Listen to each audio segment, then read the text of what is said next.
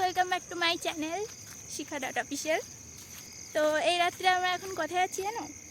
মামা বাড়িতে। আর এই যে সেই ম্যাডাম, হাই বলে দাও। হাই।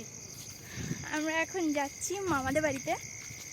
শুভ জন্মাষ্টমী সবাইকে বলে দিই।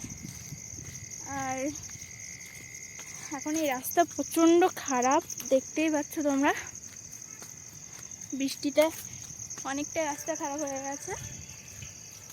তো ওখানে কি কথা হচ্ছে, টাটা। 1 hour later.